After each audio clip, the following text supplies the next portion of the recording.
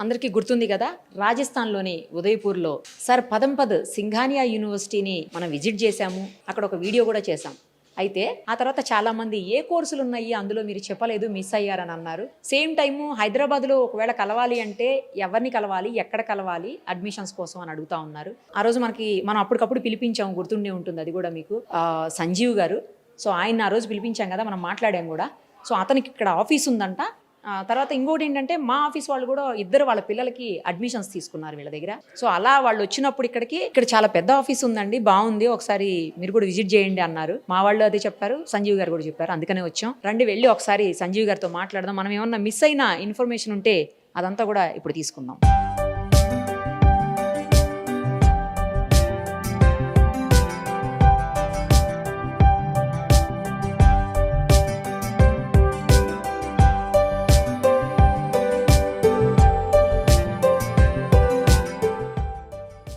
Hi అండి సంజీవ్ గారు, ఎలా ఉన్నారు? నమస్తే. అప్పుడు చెప్పాను. తర్వాత మా వాళ్ళు కూడా అడ్మిషన్స్ కోసం ఇద్దరు వచ్చారు. వాళ్ళు కూడా చాలా బాగుంది మేడం ఆఫీసు. కొన్ని మనం ఏంటంటే అప్పుడు మిస్ అయ్యాము, అంటే ఏ కోర్సులు ఉన్నాయి అవి కొన్ని మిస్ అయి ఉన్నాము. అట్ల గురించి కూడా ఒక ఇంటర్వ్యూ చేసేద్దాం. కోర్సులు కూడా చాలా మనకు టైం ఎక్కువైంది చెప్పడానికి. లేదు, ఒక 10 minutes ఓకేనా? రైట్.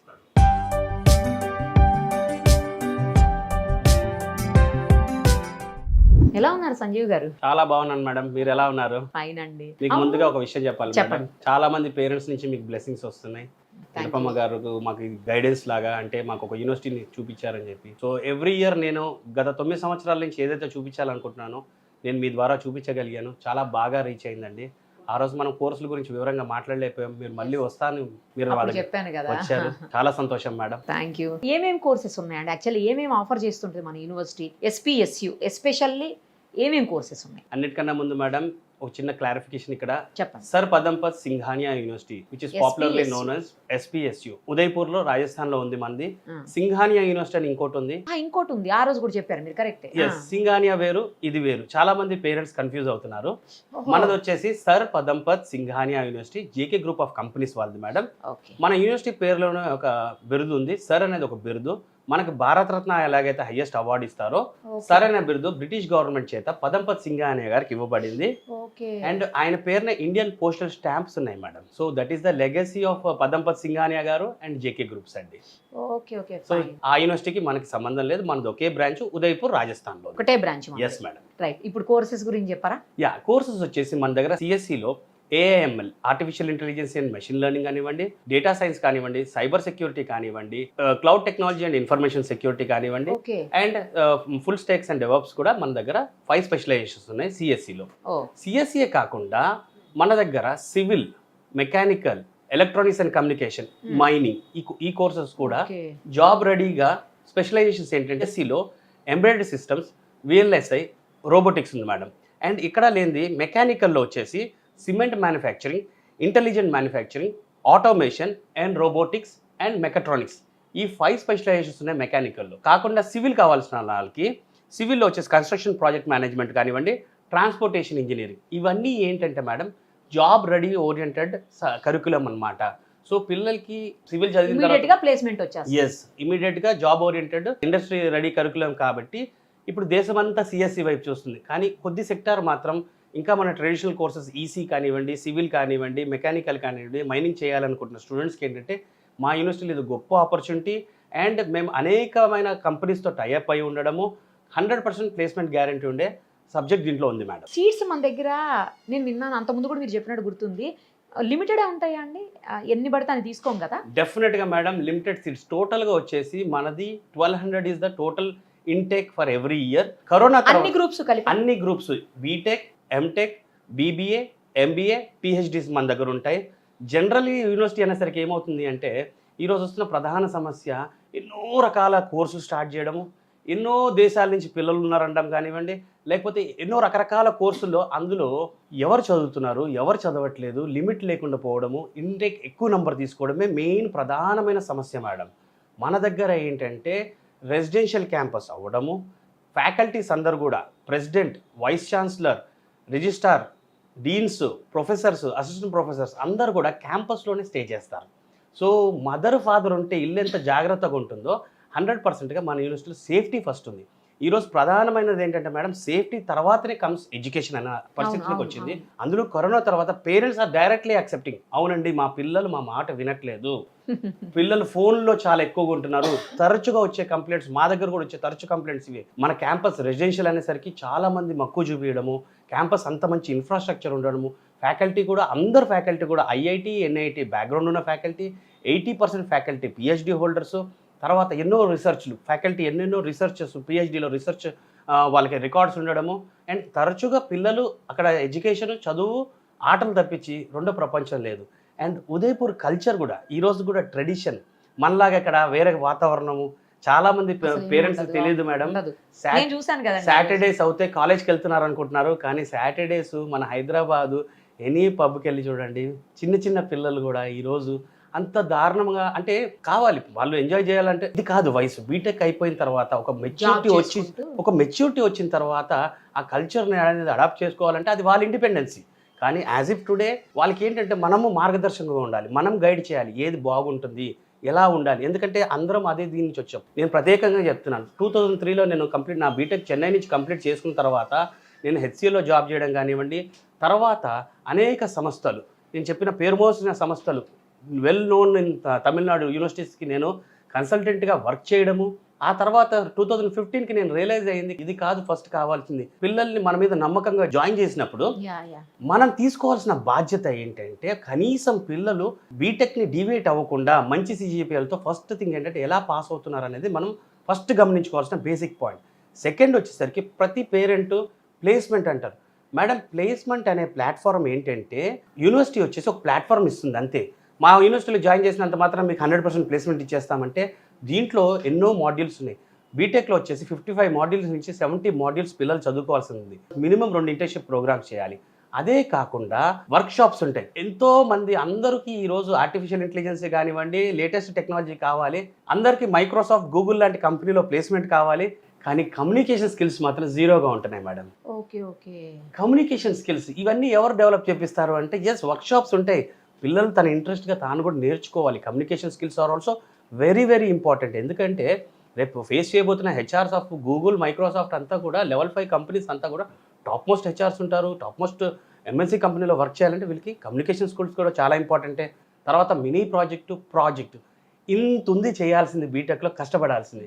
పేరెంట్స్ కూడా వెంటనే మీ క్యాంపస్ ప్లేస్మెంట్స్ వస్తాయండి, ఖచ్చితంగా వస్తాయి. ఎవరికి సిజిపిఏ 8.5 అబోవ్ ఉండాలి స్టూడెంట్కి.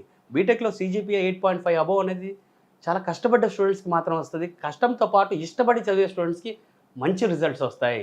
సో అపోహ పడద్దు మేడం. పేరెంట్స్ ఎప్పుడు కూడా ప్లేస్మెంట్ బాగా చదివితేనేమో మేము చదివించామండి అంటున్నారు, చదవకపోతే మీ పిల్లలు సరిగ్గా చదవట్లేదు అనే ఎడ్యుకేషన్ వ్యవస్థలో మనం నడుస్తున్నాం ఈరోజు. నేను అనేది ఏంటంటే పిల్లోళ్ళలో టాలెంట్ ఉంటేనేమో మనం క్లెయిమ్ చేసుకుంటుంది, పిల్లోళ్ళలో టాలెంట్ లేకపోతే మీ వాడు చదవట్లేదని ఆ రోజు మళ్ళీ స్టూడెంట్ బ్లేమ్ చేస్తున్నారు. ఆ ధోరణి మారాలి.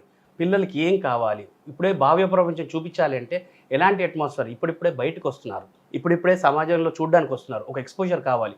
ఆ ఎక్స్పోజర్ కావాలన్నప్పుడు ఒకేసారి ఫ్రీగా వదిలేస్తే వాళ్ళు పిల్లలు చెడిపోవడం అంటే వయసు చెడగొడుతుంది. వాళ్ళకి తెలీదు వయసులో ఏంటంటే ఎవరు చెప్పినా కూడా వాళ్ళు కరెక్ట్ అనుకోని చెప్పి ఫాలో అవుతారు. మనం ఎందుకు అట్లాంటి మంచి ఎన్విరాన్మెంట్ కలిగించకూడదు అని నేను చూస్తున్న సమయంలో జేకే చెప్పాను కదా, జేకే గ్రూప్స్ వాళ్ళు నన్ను ఆహ్వానించడం. నాకు ఇక్కడ నచ్చిన 3 పాయింట్స్ ఏంటంటే రెసిడెన్షియల్ క్యాంపస్, ఫ్యాకల్టీ క్యాంపస్లో ఉంటుంది, పిల్లలంతా క్యాంపస్లో ఉంటారు. సో పిల్లలకి 9 to 4 కాలేజ్ అయిపోయిన తర్వాత cricket, football, volleyball, basketball, indoor badminton courts, gym facility campus లోపల ఉండడము. అండ్ ఉదయపూర్ వచ్చేసి సౌత్ పార్ట్ ఆఫ్ రాజస్థాన్ ఉండడము, గుజరాత్, అహ్మదాబాద్ దగ్గరగా ఉండడము, క్లైమేటిక్ కండిషన్స్ బాగుంటాయి. మనం 1 year అకాడమిక్ క్యాలెండర్ ముందుగా ఇచ్చేస్తాం స్టూడెంట్కి. 1 year అకాడమిక్ క్యాలెండర్ ముందుగా ఇచ్చేయడం వల్ల అడ్వాంటేజ్ ఏంటంటే well before they know when are there examinations and when are there holidays కూడా బిఫోర్గా ఫ్లైట్ టికెట్స్ బుక్ చేసుకుంటే తక్కువ ఫ్లైట్ టికెట్స్ పడుతున్నాయి. ప్లస్ ట్రైన్ టికెట్స్ అడ్వాన్స్గా బుక్ చేసుకోవడం వల్ల కన్ఫర్మ్ టికెట్స్ దొరుకుతుంది. అండ్ ట్రావెలింగ్ గురించి ఆలోచించాల్సిన అవసరం లేదు. ఈరోజు ఆంధ్ర, తెలంగాణ ప్రతి డిస్ట్రిక్ట్ నుంచి కూడా మనకి స్టూడెంట్స్ ఉన్నారు. ఎస్ మేడం, ఈ ఇయర్ ఆల్రెడీ మన రీచ్ అయిన తర్వాత చాలా మంది స్టూడెంట్స్ ఈవెన్ శ్రీకాకుళము, అరకు అట్నుంచే కాకుండా ఛత్తీస్గఢ్, రాయగఢ్లో మా జేకే పేపర్ ఉంది. అక్కడి నుంచి కూడా ఛత్తీస్గఢ్లో, రాయగఢ్లో మన జేకే పేపర్ మిల్ ఉంది మేడం. అక్కడ తెలుగు పేరెంట్స్కి ఏంటంటే ఇప్పుడు వాళ్ళకి తెలిసిన ఇంతమంది తెలుగు వాళ్ళు ఉన్నారు మన జేకే దాంట్లోనే అని చెప్పి దాదాపుగా మా చాలా మంది జేకే ఎంప్లాయీస్ అడిషనల్గా వాళ్ళకి ఒక 5% స్కాలర్షిప్ అడిషనల్గా ఉంటుంది బికాస్ ఆఫ్ జేకే Group లో work చేస్తున్నారు సర్వీస్ కదా? చేస్తున్నారు కాబట్టి. సో అక్కడి నుంచి కూడా రావడం అంటే అలా కాకుండా తమిళనాడు సెటిల్డ్ తెలుగు పీపుల్ కానివ్వండి, బెంగళూరు సెటిల్డ్ తెలుగు పీపుల్ వాళ్ళు ఏంటంటే మాకు ఇలా వద్దండి అలాంటి వాతావరణం పంపిస్తామని చెప్పి అక్కడి నుంచి కూడా తెలుగు పీపుల్ కాల్ చేయడం. అదే కాకుండా మేడం గల్ఫ్ కంట్రీస్లో సెటిల్డ్ మన తెలుగు పేరెంట్స్ మన తెలుగు ఛానల్స్ చూడడం వలన గల్ఫ్లో సెటిల్ అయిన మదర్ ఫాదర్ ఎలా అంటే అక్కడ ఫాదర్ డ్రైవర్గా మదర్ ఇంటి మనిషిగా చేసుకుంటూ పిల్లల్ని ఇక్కడ రెసిడెన్షియల్ క్యాంపస్లో ఉంచి 12th వరకు రెసిడెన్షియల్ క్యాంపస్ అయిన తర్వాత ఇంజనీరింగ్ వచ్చేసరికి ఇట్లాంటి రెసిడెన్షియల్ క్యాంపస్ లేకపోవడము. పేరెంట్స్ ఒకటే అడిగారు మేడం మమ్మల్ని, చదువు కాదు సార్ మా పిల్లలు 4 సంవత్సరాలు మేము అందరం ఇక్కడ ఉన్నాము, మా పిల్లల్ని జాగ్రత్త చూసుకుంటారా, సేఫ్గా ఉంటారా అన్నారు.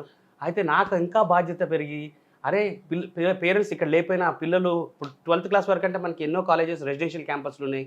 ఇంజనీరింగ్ వచ్చేసరికి వాళ్ళు బయట నుంచి వెళ్ళాల్సిన పరిస్థితులు భయపడుతున్నారు అక్కడ పేరెంట్స్.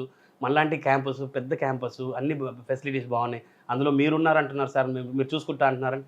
ఎస్, తప్పకుండా పిల్లలకి ఎటువంటి ఇబ్బంది లేకుండా చూసుకునే టోటల్ రెస్పాన్సిబిలిటీ నాది మేడం. అక్కడ చూసాం కదండి, చాలా సేఫ్గా సెక్యూరిటీగా మమ్మల్ని లోపలికి రానియలేదు, మీకు ఫోన్ చేసి పిలిపించేదాకా.